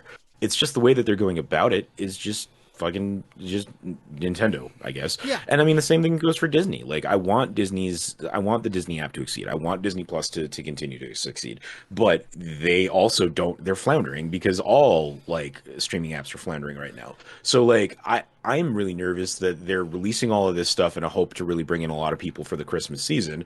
But like, if that doesn't pay off, are we looking at this time next year something happening at Disney that we just saw happening at HBO, where so much of this stuff like just gets axed and we never see it again because they were like, we made too much shit and we need to get rid of it before it ends up on our financial books for Q4. Like, okay, bye the Santa Clauses, you know, like by Gravity Falls, you know, like nightmare scenario for Siege and Oh, his Jesus. household, you know. I'm puckered right now, you son of a bitch. Speaking of which, the Santa Clauses really has elevated itself. The fourth episode went off the fucking rails, and I'm in love now. I'm excited for the finale. And it's that basic It, thing, but also rewatching them. The Santa Claus series has always kind of been like this fucked up thing. So yeah, like, yes. it's been a good time. I'm excited for it. But to go off of the Nintendo of it all, and we'll just give a brief here. On Thursday, the third track update to Mario Kart 8 Deluxe dropped. CJ and I got to race each other in it. There's some good tracks in there. So, as much as you want to be mad at Nintendo for the way that they do some things, they're still producing quality shit, and that pisses me off. I'm just, I mean, you know, it's yeah. important to note that I did make some comments as we were playing that some of the Mario Kart Tour tracks are getting a little redundant. In that I feel like they're kind of the same tracks. They just swap out like the Empire State Building for Big Ben. But yeah, so like that sort of stuff is not really sitting well with me. There's clearly been a quality, and this will be something more to talk about once all of them are out. So like, stay tuned for a year from now. But there's definitely been a wide berth of quality in some of the tracks that they've put out. There have been some really amazing, gorgeous ones, especially any of the ones that are like new and original. Those are generally just gorgeous, and they're you know they're optimized for the Switch and all that. Some of the ones that they've brought in from like Tor and GameCube and stuff like that have had some rough stuff going on with like textures and edges and things like that. So it's been really interesting to see where they're putting kind of the effort behind putting those out. You know, all of this is to say that like I spent 25 bucks on DLC for a 5-year-old game a year ago, and I have not been really disappointed in my year of and year to come of content. So like, you know, coming from that standpoint, and yeah, it does kind of like piss you off. I mean, it's the same thing I'm going through with Ubisoft right now, and to that point, Ubisoft Nintendo with like Mario Rabbids. I think my game of the year right now might be Sparks of Hope. Like I spent just enough time with that game to really kind of like fall in love with it, and that game did not overstay its welcome in any way.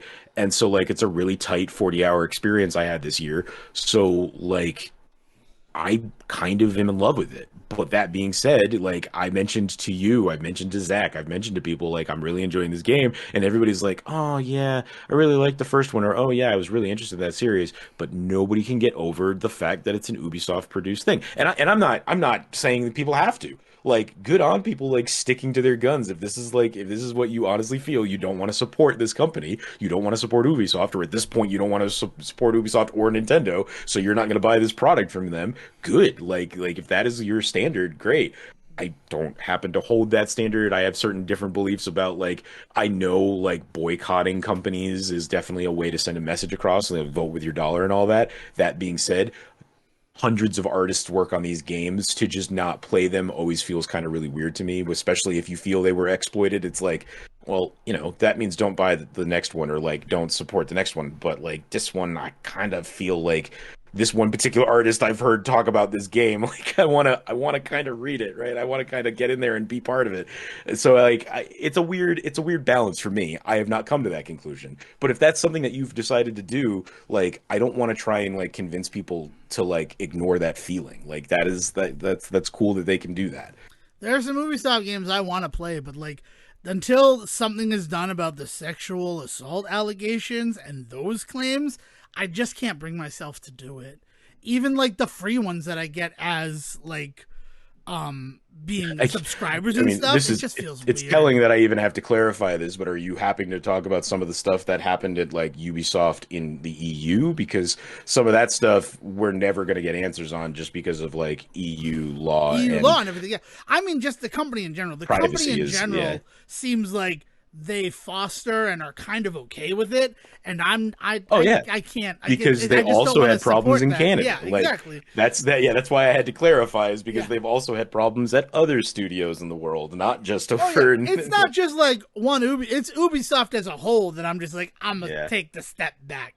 I was Yeah. never really as invested as other people, but then once I started to hear and read about the things that were happening in Canada, I'm just like, you know what? I can stop. I can stop. And I was actually like, I got Scott Pilgrim. I did limited run game special editions. Like you got a copy last year, and I had ordered some for myself.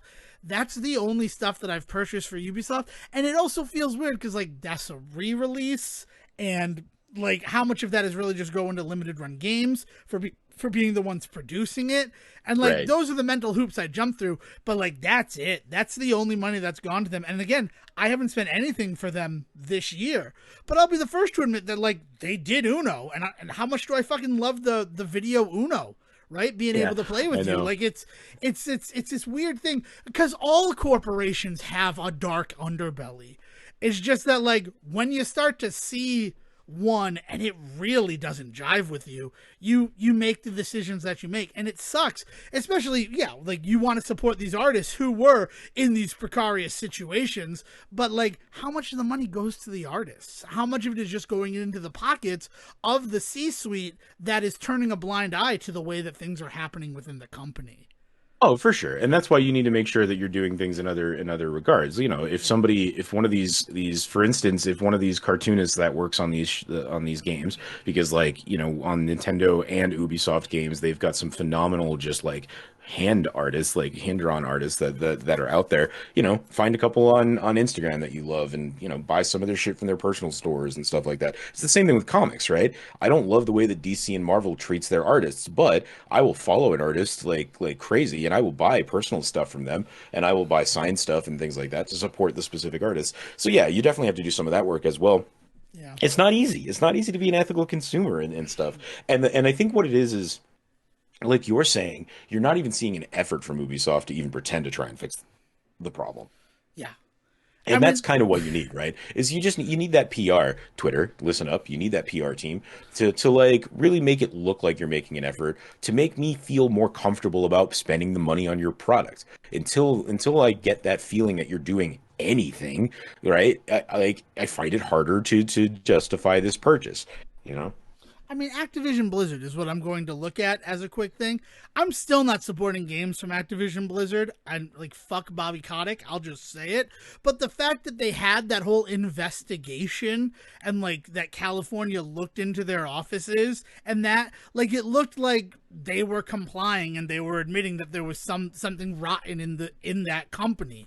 And then I mean, everything that came out of it, like even yeah, but I mean, even some of the stuff about Kotick, and being moved to a more what's the word? You know, like no real power. It's all just a show yeah, he like has a title. position. He just has a title now. Yeah, He doesn't yeah, have like any they power. very actively were like, you know, like we don't love the way that this all panned out. We're gonna move this person into you know, into a less active role. Like we're gonna, you know, we basically saying, look, we don't have the legal right to let go of this guy. If we do, he's gonna sue us for everything. So we're just gonna keep this guy in just a closet somewhere and just not talk about him. Is essentially what happened there. And not a great response. Not a great answer, right? Like it's not the ideal answer, but it's a hell of a lot more than we ever got from Yeah, Ubisoft. but Ubisoft is just like, what are you talking about? Buy this new game. What do Climb you these want? The French towers. was essentially like the reaction from like a ton of journalists about Ubisoft. Yeah. Oof. All right.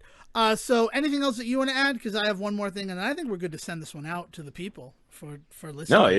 it's been a crazy time getting into the holidays and then also, you know, like I said, I've been spending some time with some games and stuff, and so just kind of just looking forward to the new year. I don't know. This is going to be a wild Christmas, I think. I mean, not least of which because I'm also not working right now, so like we're gonna get into some real homebrew Christmas on this end.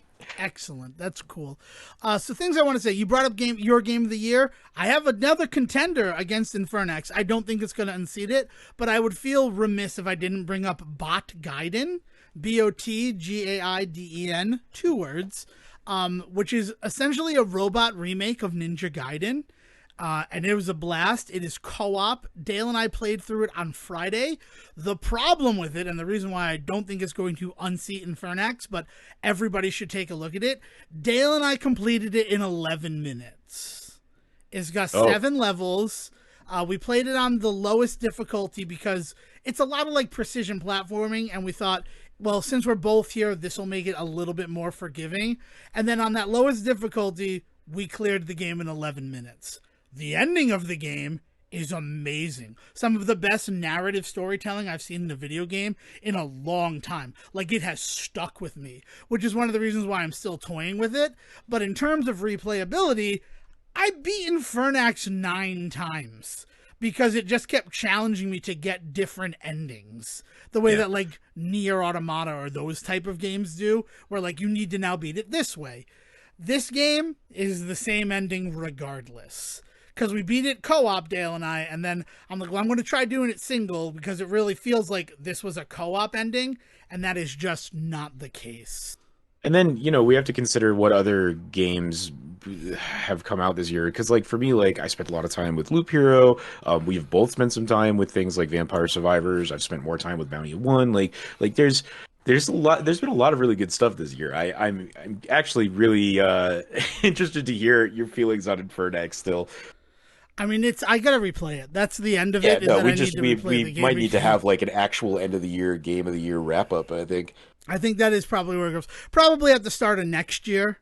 So don't Maybe, look yeah. for it in December because things are not precariously planned so far for the rest of December. But let's let the year end out, especially River City Girls 2. I went through all those hoops, and now it's getting released this coming Thursday.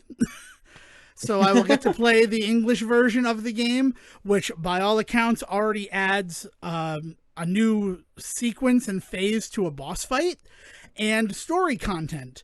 Story content that was just omitted in the Japanese release because it looks like it was an earlier dev build, not Devon, but developer build of the game that was released in Japan.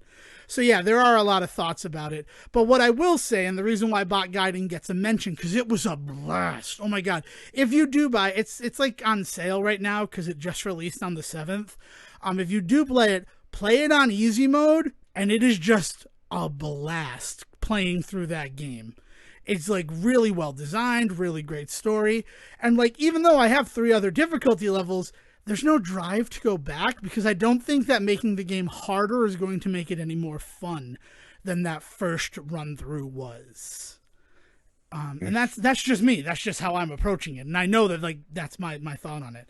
Also, the Vampire Survivors DLC that's coming out on Thursday, I'm going to get that. I know that I'm going to have to do that as well. Yeah, and that's how yeah. Vampire Survivors is going to fund itself going forward, isn't it? $2 DLCs. And they'll just kill me with 1,000 cuts. Yeah, I mean, in some regards, I think that's a much more transparent way to run business. I don't know, but we'll have to see where they go with it because that can obviously get out of hand, right? Yeah. If it turns into like microtransaction the game, that's no fun. Right, exactly. I mean, it's palatable. I'll say that. Like when I paid $3 for it, and it's like, yeah, I'll pay 2 more for 8 new characters and a new level. Like that Right. seems fair, but we'll see where it's coming. But it's definitely something that's on our radar. And the final thing, and then we can promise you can have your life back, right? You don't need to listen to the Say Report anymore. I'm currently participating in Retro Battle 3, which we talked about all the esports stuff, right? There's a cash prize on the line for that one, right? Playing through all these retro games. And I didn't mention it last week because my match was scheduled to happen after we recorded, so I didn't know yet how I would do it or how it was feeling. But I won my first round match, and so now my second round match is going to be taking place tomorrow, so December 12th, so the day that this releases, at 6 p.m. Eastern. So if you want to see it, it's a best of 5?